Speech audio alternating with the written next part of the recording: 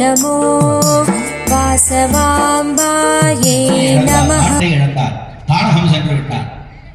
சமாதி என்ற ஒரு செட்டியார் வைசிய பெறுவதர்.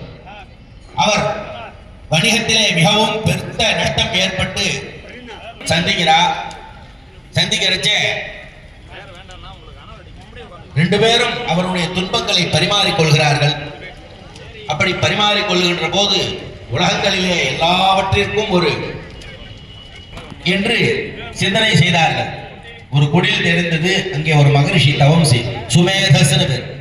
அந்த மகரிஷி அடைந்து, சுவாமி நீங்க ஏகாந்தமா எல்லாவற்றையும் வெறுத்து ஒதுக்கிடுங்கள் அப்படின்னு அந்த சுவாமியை பார்த்து கேட்ட உடனே சொல்றார், அப்பா ஹரிச்சந்திரனை விட கஷ்டப்பட்டவன் இந்த பூமியிலே உண்டா? ராமச்சந்திரமூர்த்தி கடவுள் அவதாரம், ஸ்ரீமன் நாராயணரே அவதாரம் இலக்கணத்தோடு இருக்க வேண்டுமோ அந்த இலக்கணப்படி அவர் வாழ்ந்து காட்டினார்.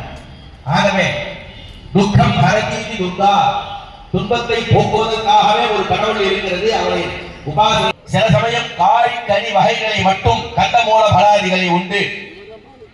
அப்படி விரதமாக இருந்து அம்பாளை அனுதினமும் இந்த சப்தசதி பாராயணத்தை செய்து ஹோமம் பண்ணி இந்த சண்டி ஹோமத்தை நித்தியமே பண்ணா காட்டுல.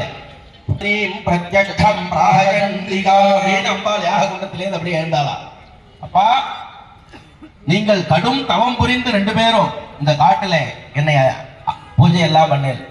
இதுல நான் பரிதுஷ்டா, ரொம்ப நான் சந்தோஷமா இருக்கேன். என்ன வரம் வேண்டும் அப்படி அப்படி அம்பாள் கடைசி அத்தியாயத்தில் சொல்றா, இந்த மந்திரம் எங்கு படிக்கப்படுகிறதோ அந்த இடத்துல நான் சாநித்தியமா இருப்பேன்.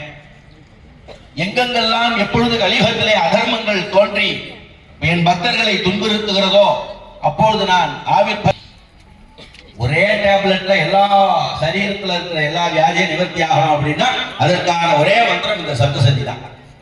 கலியுகத்திலே பண பிரச்சனையாக இருக்கட்டும், உத்தியோக பிரச்சனையாக இருக்கட்டும், குடும்ப பிரச்சனையாக இருக்கட்டும், சந்தான பிராப்தியாகட்டும், திருமணம் ஆகாத